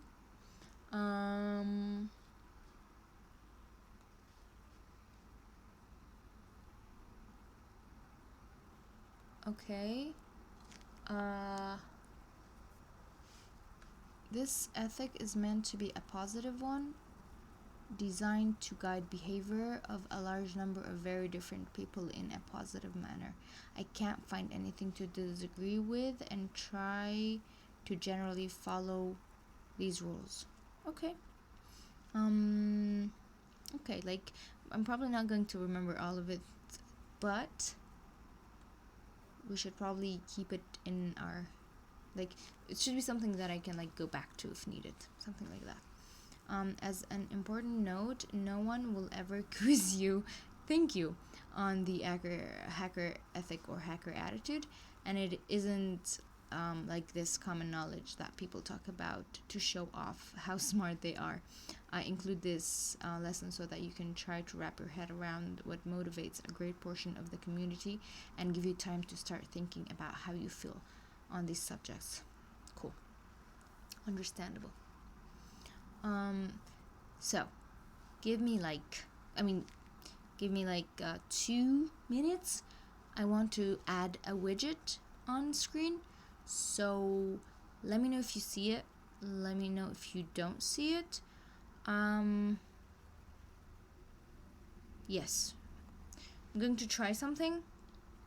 If I fail, I'm sorry, but the idea is just that I add the goal that I created here.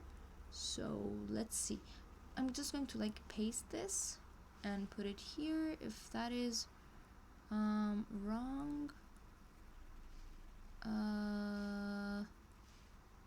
why isn't there a way to tell me how to do this? Like, does anyone know where what I should I'm going to choose browser. Okay, cool. Okay, not okay. Nothing came up. Okay, you guys, nope. Oh god, oh, it's here. Oh, how do I make this look nice? It looks ugly. Can you guys see it? Width should be like 200. No, wait, the other way around. Width should be like 500. Height should be like 100. Is that possible? Is this too small? Can you guys see this?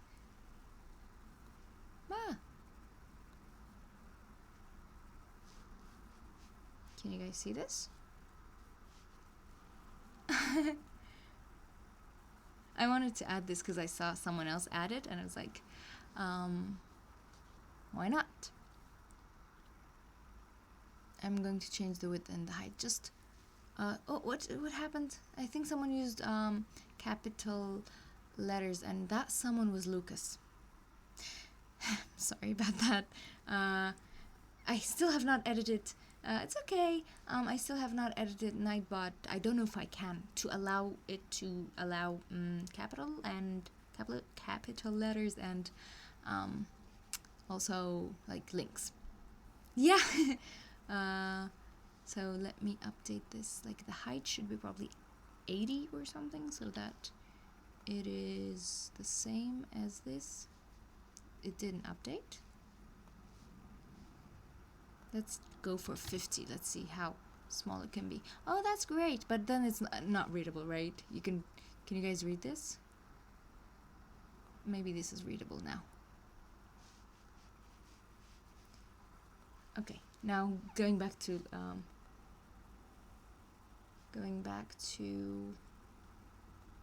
learning. We were here, and what is RTFM? I have no idea. So let's see. This next section, RTF. Oh, thank you, Lucas. I don't mind reaching the 50 follower like goal. Not today. It's okay. I've not been on Twitch for that long, so. Oh, I should probably copy this and paste it in the other part as well. Okay, so let's see what this video is saying. This next section, RTFM, I'm just going to make you read it and you'll figure out what it is. But it's an interesting thing to me. I've really spent a lot of time rewriting this section, trying to really nail it down. So I'm not going to make a video and try and explain what I mean by it, but RTFM means a lot. I think hopefully you get a lot out of it. And when you get to the bottom, there's a funny picture of me. Oh. So, one of the key parts of the mindset are trying to develop is sharing knowledge with others. A great quote on the subject is, "There is nothing noble in being superior to your fellow man. True nobility is being superior to your former self." That that mindset I have when it comes to jogging, because I'm the only person who I want to be better at then. Okay. If you're just starting off, you might not think you have anything to provide, but in fact, you're looking at the world with different perspective than someone who has done it for years, probably. For example, you can provide feedback on when training makes no sense or isn't as effective as it could be, and help make it easier for the next person to go through it. This site is a work in progress, and the more feedback we receive, the better it will be. So with that said, you're definitely going to have questions. A negative aspect about hacker culture is the idea that someone should read the damn manual. So RTFM is what that means. The first recorded use of this was in a user manual for some program in 1979. So it goes way back. On first glance, RTFM is a great response for any question that could and should have been answered by a casual glance at the manual. The problem with this response is that a large number of knowledge is usually required to understand the manual. And even before that, you need to know the manual exists. Yes. If you're taking this course, there's no possible way you can be expected to understand a manual before you are just getting started. The thing about manuals is that even when they're searchable, there's this idea of information retrieval in natural language processing. So, oh my god, I'm losing my voice. Give me a sec.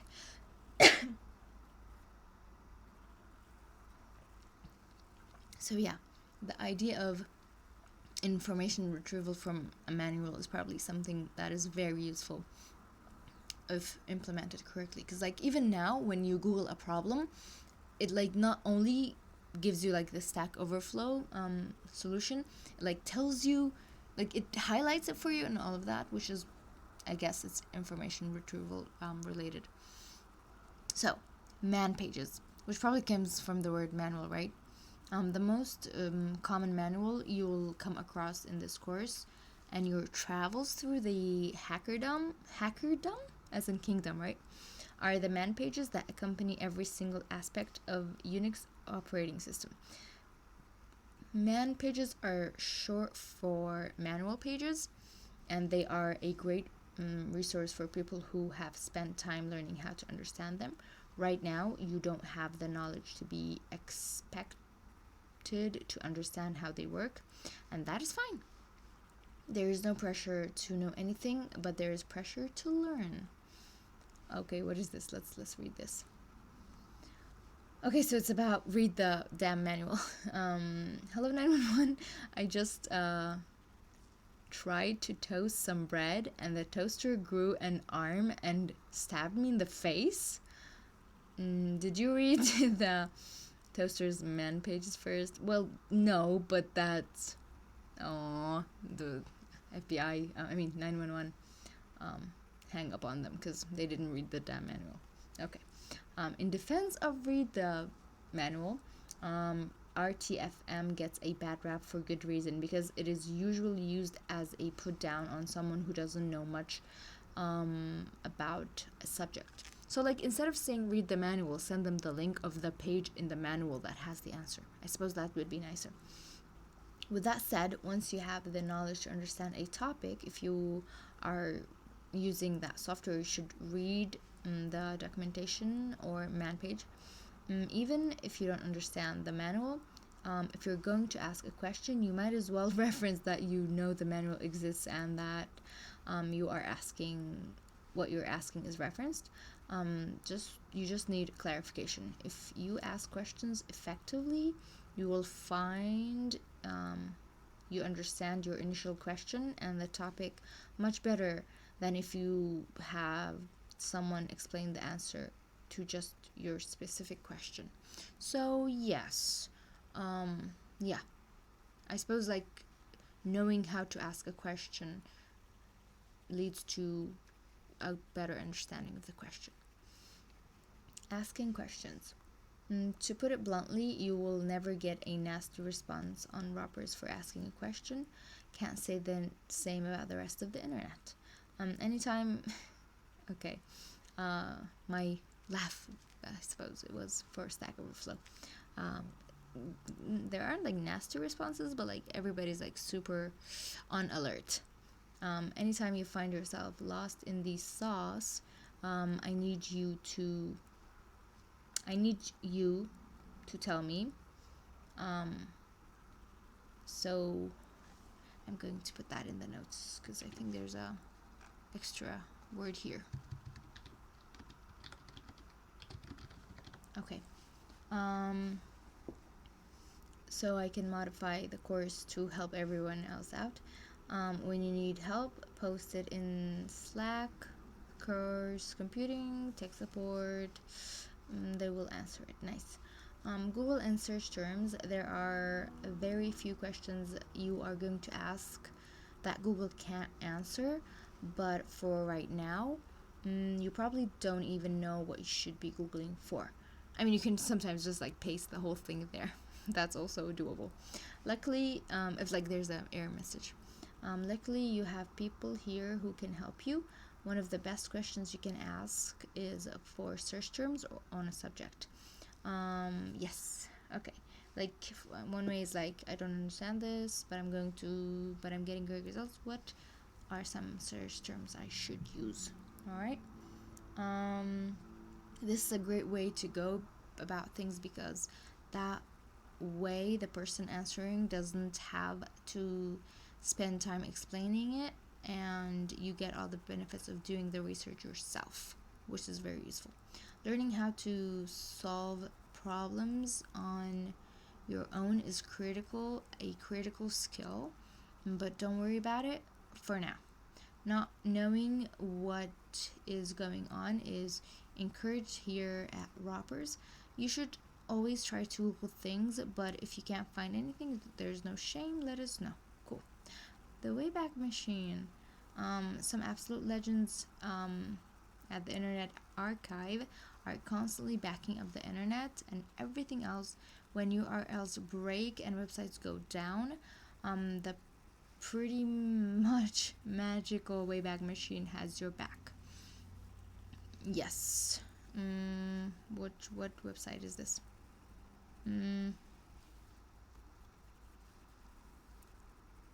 DF. That's 2020. That's not that far back. But yeah, like these are the times it's been backed up. So let's look at one of them. Let's go to the oldest version, I suppose. May. And then we can see it here. No? Why? Wait, is that is that it? Oh, that was the website. Cool. Okay.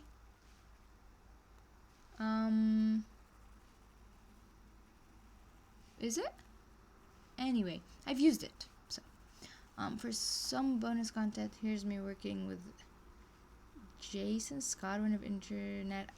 Ooh, that's cool. Is this clickable?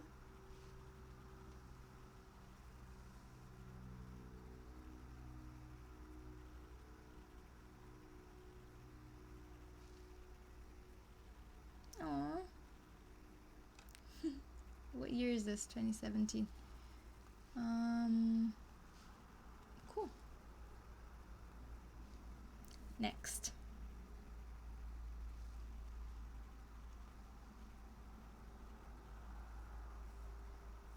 Alright, we just keep changing things up. Looked like the frame rate was bad on the last one. My old ass computer just couldn't handle it. So here we are. Now we're plugged into the newer laptop. Hopefully the frame rate's slightly more acceptable.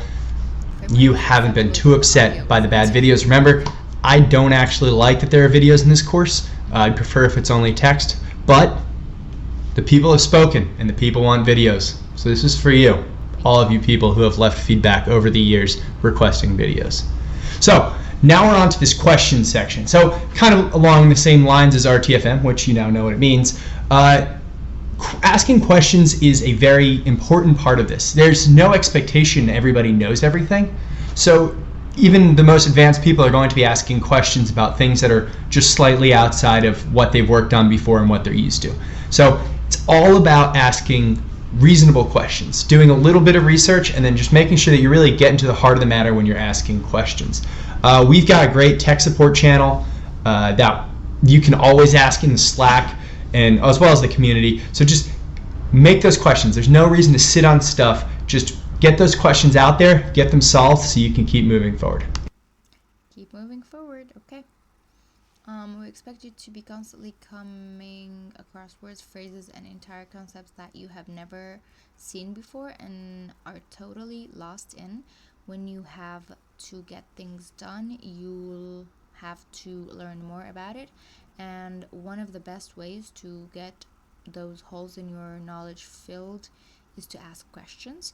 Here are some guidelines for asking questions. There's no such thing as a bad question, especially on this site. Write up your problem with as much information as possible. Describe your problem's symptoms in chronological order. That's actually, yeah, that's very good advice. Describe the goal. Oh, not the step that you're on. That's true. Like, not everybody knows what your, I guess, goal is. If you solve it later, follow up.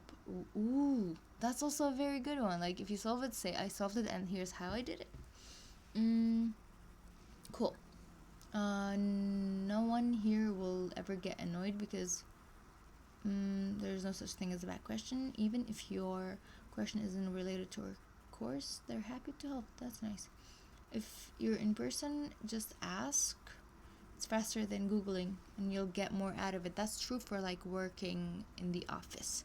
Sometimes if you just ask like your colleague, you're going to like save like half an hour or an hour than you would if you were searching for it. And sometimes it's like, if they tell you the answer, it's like you may forget it sooner, but if you write it down, then you're probably okay.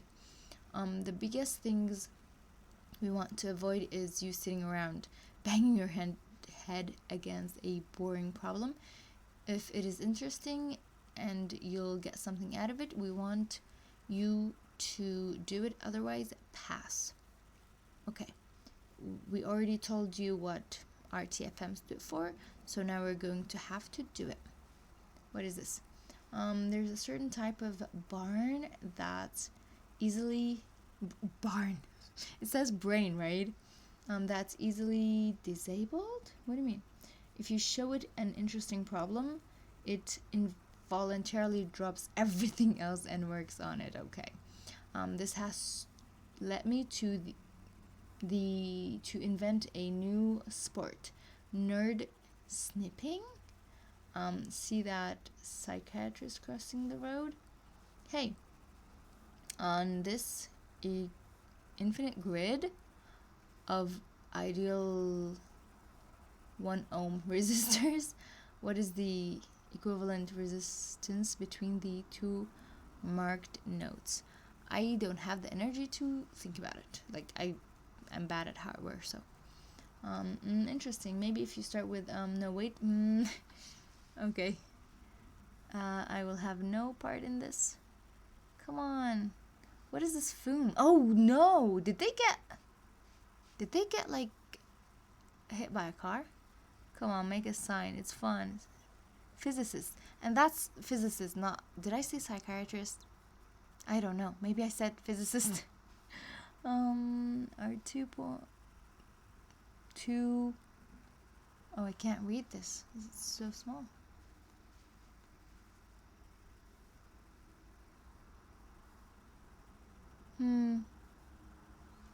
Are 2 points mathematics 3? So, how many people they stopped? Okay, I'm bad at jokes. Let's go. So the plan, my current plan, is to finish this chapter and then stop the stream for the day. And then go back to the regular schedule of Thursday streams, depending on where you are in the world. It might be Friday or Thursday. Brainwashing? The next two sections are short enough that they honestly should be videos, but this is a text-based course. This is a text-first course, so I'm not just going to restate the videos. Enjoy them, just brief little snippets for you to throw into your head, but trust the process. Let us brainwash you, you know? What's the worst that could happen? No, thank you. Okay, as we said before, hacking is a mindset, not a skill set. It's both, though. I mean, I guess hacking, I don't know, but it should be both. We're trying to cultivate that mindset, and yes, we're going to try to subtly brainwash you. We're not sorry about it. Genuine interest and drive are the two best indicators of success in this field, and we want to encourage it as much as we possibly can. How do we teach that? How do we measure that? We don't know. If we were pretentious losers, we might say we're trying to hack your brain and into becoming a hacker. Cool. But we're not. You already said it, though. So let's call it brainwashing. I don't... This is probably not legally binding. Thanks. Am I okay with being brainwashed? Depends. If I still have freedom of thinking, then I'll be able to think while being brainwashed, so we'll see if I agree with the brainwashing or I don't. Continuous learning. The content is difficult, the scope of what is there to learn is tremendous, and the rate of innovation and change in this space makes keeping up impossible. But that's for every computer related stuff. If you are thinking right now that you'll never learn everything, you're right. There's an infinite amount to learn, so choose the stuff that interests you and learn that. Okay. For the rest of your time computering, is that a word? You should maintain lists of things that interest you. There are few I recommend. I'm sure you will think of more. Things you want to learn how to do, things you want to learn more about, things you want to make. I actually do have things I want to make in my head. Potential future reading material, links to things you want to remember. Okay, I'll put this in my notes and then maybe fill it in as I go. I also recommend you create study material as you go. So when you finish a topic, you can go back later and refresh your knowledge. Keep track of these things, and when you get tired of learning one thing, bounce back over to your list and see what you want to learn about.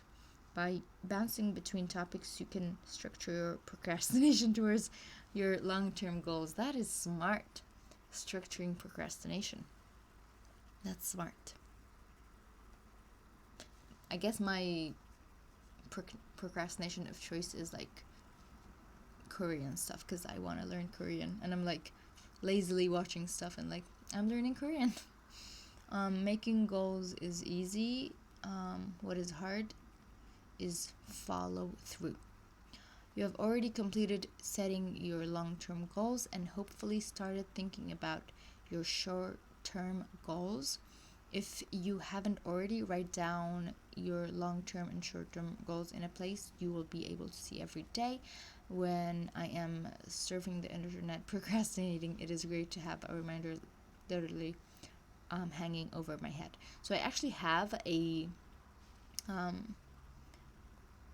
photo, I guess, but like something that I drew myself, of the logo of a university that I would like to attend. And I'm like, if I don't know a bunch of stuff, they wouldn't even, like, if I don't have a good basics, fundamentals, they wouldn't like even think about my, not like my CV, but like, I don't know, like I wouldn't survive there that way. I don't know. So I have that like right in front of me right now. But also like getting to that university is a dream, so I don't know. I've said it before and I will say it again. Publicly committing to your goals. Oh, by the way, the name of the university is KAIST, if anyone cares about that. Publicly committing to your goals really helps some people out. But like that's not the only university I'm considering, but it's one that I love. The more people who are following along with you, the more pressure you will have to keep improving yourself. That's true. I could have quit working on this course at any time. For the first 4 years I was working on it, but the second I reached 10 students, there was no looking back. Aww. Yeah, yes, having people I guess look out for you is sometimes like something that will keep you going. So thank you for being here, everyone who's here.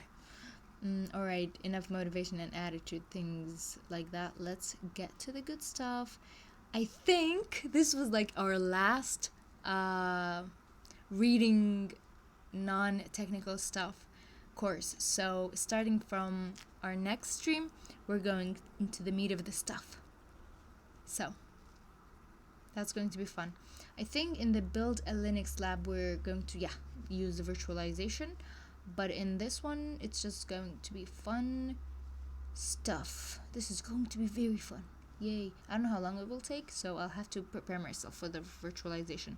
Something that I probably should not do while streaming. I don't know how my laptop will fare. So on a scale from 0 to 10, how likely is it that you would recommend this section? That section was the mindset, the brainwashing section. It was fun. It was actually fun. Oh, we just read the whole did we? Yeah. Hacker attitude and hacker ethics and everything. It was fun. 10 out of 10 would recommend.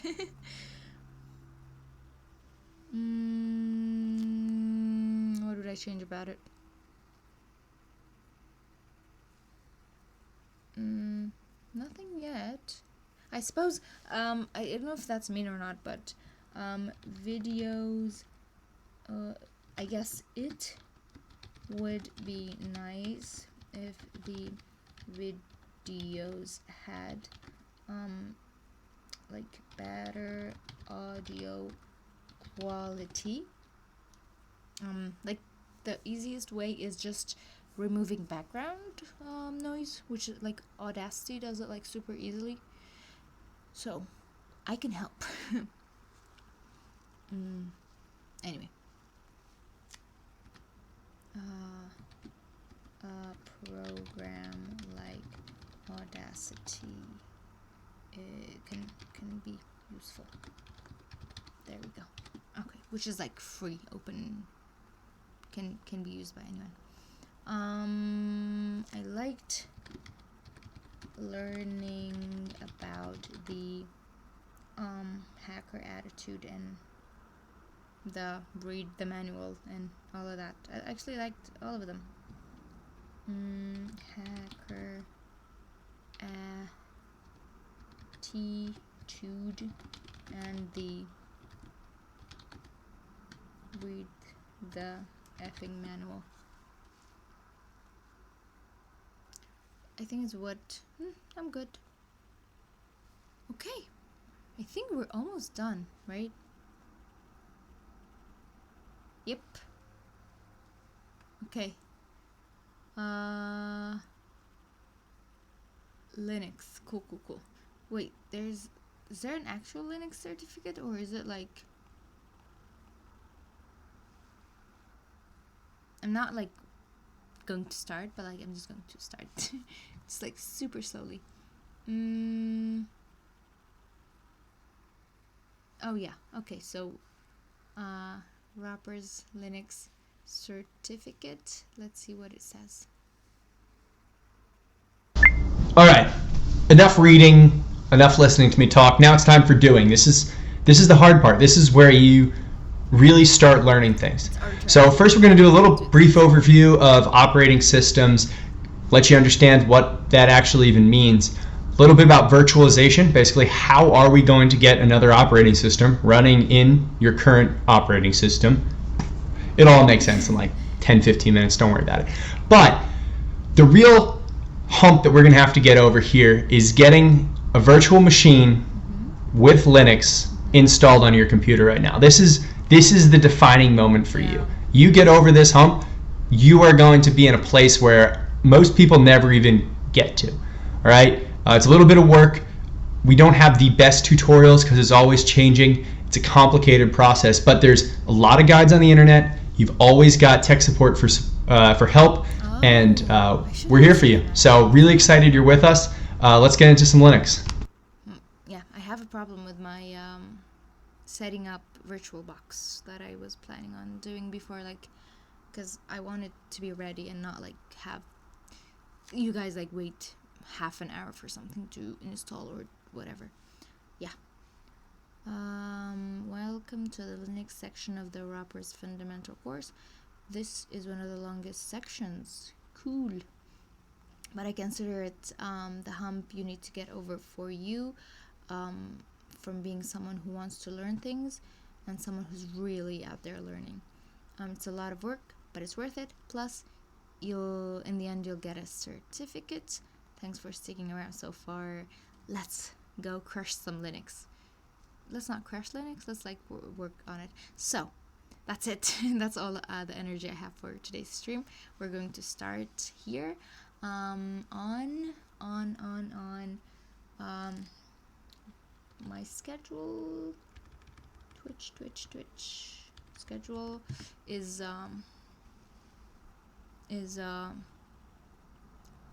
Thursday my time, not really, but like almost Friday, but check it out.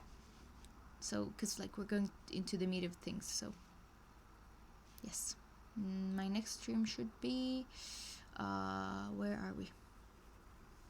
How does this work? Oh, so I should click this properly. Next week, yes.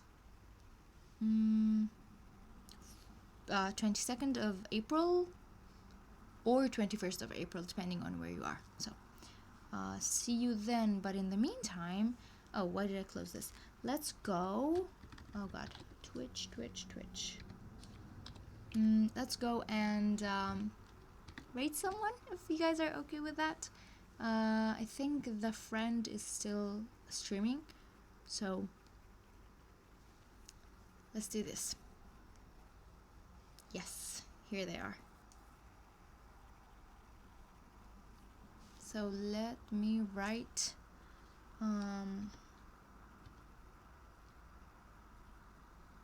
raid,